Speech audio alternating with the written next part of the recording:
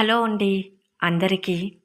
MRO Indumati కథకు స్వాగతం.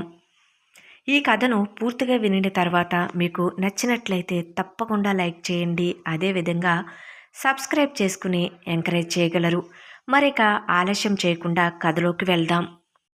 MRO Indumati part 5.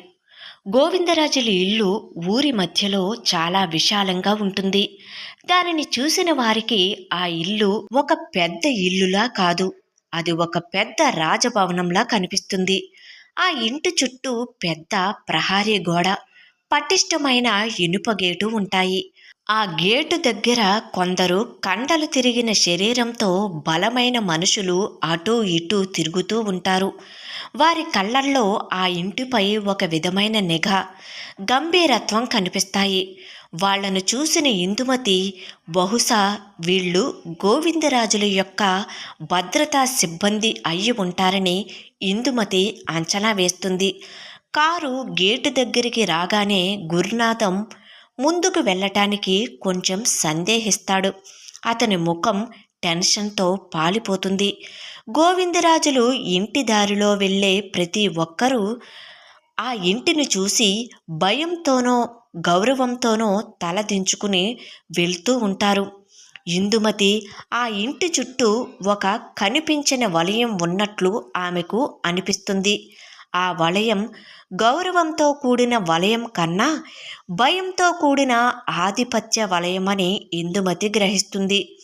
Gurunatham ఆ గేటు దగ్గర కారు ఆపుతాడు. గేటు దగ్గర ఉన్న ఒక యువకుడు ఎవరై ఉంటారని కారు దగ్గరికి వెళ్ళి కారు అద్దాల్లోంచి ఇందుమతిని చూసి ఆశ్చర్యపోతాడు. ఆ యువకుడి స్వరంలో ఎటువంటి మర్యాద లేకుండా ఎవరు కావాలి అని ప్రశ్నిస్తాడు. గురునాథం వెంటనే డ్రైవింగ్ సీట్లోంచి కారు దిగి, వీరు కొత్త ఎంఆర్ఓ మేడం, గోవిందరాజులు గారిని కలవటానికి వచ్చారు అని వినయంగా దాదాపు వణుకుతున్న స్వరంతో చెబుతాడు. ఆ యువకుడు ఒక్క క్షణం ఇందుమతి వైపు చూసి ఆశ్చర్యంగా తల వంచి లోపలికి దారి చూపిస్తాడు. అతని మొహంలో ఇంతకు ముందు ఉన్న పొగరు స్థానంలో చిన్నపాటి అయోమయం కనిపిస్తుంది. వెంటనే గురునాథం కారులోకి వెళ్ళి స్టార్ట్ చేసి లోపలికి పోనిస్తాడు. కారు లోపలికి వెళ్ళగానే విశాలమైన ఆవరణ, పెద్ద దర్బారు లాంటి వరండాలో కొందరు వ్యక్తులు కూర్చుని ఉంటారు. వారిలో కొందరు గోవిందరాజుల కోసం ఎదురు చూస్తున్నట్లు ఉంటారు. మరికొందరు తమలో తాము గుసగుసలాడుకుంటున్నట్లు ఉంటారు. అక్కడ కూర్చున్న వారి ముఖాలలో ఒక విధమైన ఆందోళన, భయం కనిపిస్తుంటాయి. కొందరు దీనంగా తమ సమస్యలను చెప్పుకోవటానికి వచ్చినట్లు కూర్చుంటారు. ఇక వరండా చివరలో ఉన్న ఒక పెద్ద తలుపు వద్ద మరికొందరు మనుషులు నిలబడి ఉంటారు. 1 గంట తర్వాత కూడా వారు లోపలికి వెళ్లకుండా అక్కడే నిలుచుని ఉన్నారని ఇందుమతి గ్రహిస్తుంది. ఇందుమతి కారులోనే కూర్చుని చుట్టూ చూస్తూ ఆ వాతావరణాన్ని నిశితంగా పరిశీలిస్తుంది. ఒక గవర్నమెంట్ ఆఫీసులో ఉన్న దానికంటే ఎక్కువ అధికారిక వాతావరణం అక్కడ నెలకొని ఉందని, ప్రజలు తమ సమస్యల పరిష్కారం కోసం ప్రభుత్వ కార్యాలయాలకు కాకుండా ఒక వ్యక్తి ఇంటికి రావటం ఇందుమతిని ఆశ్చర్యపరుస్తుంది. ఇది గోవిందరాజుల యొక్క నిరంకుశ ఆధిపత్యాన్ని మరియు ఆ ప్రాంతంలో అతనికి ఉన్న అపారమైన పలుకుబడిని తెలియజేస్తుంది. గోవిందరాజులు ఒక సొంత ప్రభుత్వాన్ని నడుపుతున్నాడా అని ఇందుమతికి అనిపిస్తుంది. గురునాథం ఆ వరండాలో కూర్చున్న వారిలో ఒకరిని పలకరిస్తాడు. అతడు గోవిందరాజులకు దగ్గరి బంధువునని, అతన్ని కలవటానికి గంటల తరబడి ఎదురు చూస్తున్నానని అతడు సమాధానం చెబుతాడు. చూశారు కదా మేడం, గోవిందరాజులు గారు ఎప్పుడూ ఇలాగే బిజీగా ఉంటారు. ఆయనకు చెప్పకుండా ఈ ఊళ్ళో ఏ పని జరగదు మేడం అంటూ గురునాథం మెల్లగా చెబుతాడు. ఇందుమతికి గురునాథం మాటలలో గోవిందరాజులు అంటే గౌరవం కంటే భయమే ఎక్కువగా కనిపిస్తుంది. ఇందుమతి ఆ పరిస్థితిని గమనిస్తూనే అక్కడి వాతావరణంలో ఉన్న నిస్సహాయతను పసిగడుతుంది. ఊళ్ళో ఉన్న ప్రజలు తమ సమస్యల పరిష్కారం కోసం ఒక వ్యక్తిపై ఇంతగా ఆధారపడటం, అతని ముందు తల దించుకుని ఉండటం అనేది ఇందుమతికి ఏమాత్రం రుచించదు. ఇది గోవిందరాజుల యొక్క కేవలం పలుకుబడి కాదు, ఒక అధికార దుర్వినియోగమని ఆమె అనుకుంటుంది. అసలు ప్రభుత్వ వ్యవస్థలను ప్రజలు ఎందుకు నమ్మటం లేదో ఆమెకు కొద్ది కొద్దిగా అర్థమవుతుంది. గురునాథం ఒక వ్యక్తితో మాట్లాడి లోపలికి దారి చూపించమని అడుగుతాడు. ఆ వ్యక్తి కొంచెం సంకోచించినా స్వయంగా ఎంఆర్ఓ గారే వచ్చారని తెలిసి ఒక పెద్ద తలుపు వైపు దారి చూపిస్తాడు. గురునాథం, ఇందుమతి ఆ దారి గుండా లోపలికి వెళ్తారు. లోపలి గదుల్లో కూడా కొంతమంది నిలబడి ఉంటారు. గోవిందరాజులు ఇంట్లోని ప్రతి మూల కూడా అతని అధికారాన్ని, ఆధిపత్యాన్ని చాటుతాయి. అక్కడ ఉన్న వస్తువులు, మనుషుల యొక్క ప్రవర్తన అన్నీ అతని పలుకుబడికి సాక్ష్యాలుగా ఉంటాయి. ఇందుమతి తన ముఖంలో ఎటువంటి భయం కానీ, టెన్షన్ కానీ లేకుండా చాలా ప్రశాంతంగా, స్థిరంగా ఉంటుంది. ఆమె చాలా కాన్ఫిడెంట్గా అడుగు ముందుకు వేస్తుంది. తన ముందున్న సవాలును ఎదుర్కోవటానికి సిద్ధంగా ఉన్నట్టుగా గురునాథం దారి చూపించగా ఇందుమతి లోపలికి నడుస్తుంది. అది ఒక పెద్ద హాలు. మధ్యలో ఖరీదైన చెక్క ఫర్నిచర్, గోడలపై పాతకాలపు ఫోటోలు వేలాడుతూ ఉంటాయి. హాలు చివర్లో ఉన్న తలుపు వద్ద కొందరు మనుషులు నిలుచుని ఉంటారు.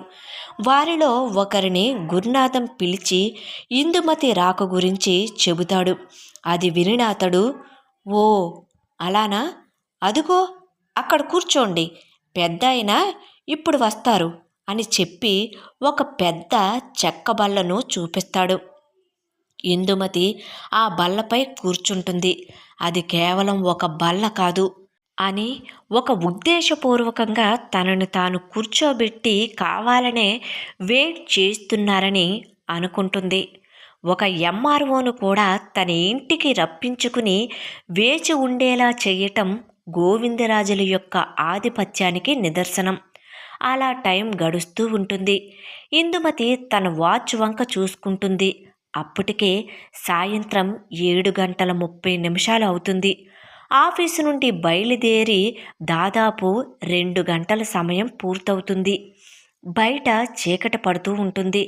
అక్కడే హాలులో ఉన్న వ్యక్తులు కూడా ఆమెను చూసి ఏమీ మాట్లాడకుండా తమ పనుల్లో నిమగ్నమై ఉంటారు. వారి ముఖాలలో ఒకరికి కూడా గోవిందరాజుల గురించి ఇంతలా ఎదురు చూడటం కొత్త కాదు అన్నట్లుగా కనిపిస్తుంది. వెయిట్ చేసి చేసి ఇందుమతికి కోపం వస్తుంది. ఒక ప్రభుత్వ అధికారిగా నా టైంని ఇలా వృధా చేసుకోవటం నాకు అస్సలు నచ్చలేదు. ఇది కేవలం నాకు మాత్రమే కాదు, ఒక వ్యవస్థకు కూడా అవమానం అని ఇందుమతి తన మనసులో అనుకుంటుంది. అప్పుడే హాలు చివర ఉన్న పెద్ద తలుపు తెరుచుకుంటుంది. అక్కడే నిలుచున్నవారు అందరూ ఆతృతగా అటువైపు చూస్తారు. లోపల నుండి ఒక వ్యక్తి బయటకు వస్తాడు. అతడు సుమారు 40 ఏళ్ల వయసులో పొడవుగా, బలంగా ఉంటాడు. అతని ముఖంలో క్రూరత్వం, పొగరు కనిపిస్తాయి. అతను తిన్నగా ఇందుమతి వైపు చూసి ఏమాత్రం రెస్పెక్ట్ లేకుండా, కొత్త ఎంఆర్ఓ కదా అంటాడు. అవును అన్నట్లుగా నిలువుగా తల ఊపుతుంది ఇందుమతి. గోవిందరాజులు గారు మిమ్మల్ని రేపు ఉదయం రమ్మంటున్నారు అని ఖచ్చితమైన స్వరంతో చెబుతాడు. ఆ మాట వినగానే ఇందుమతి ఒక్కసారిగా ఆశ్చర్యపోతుంది.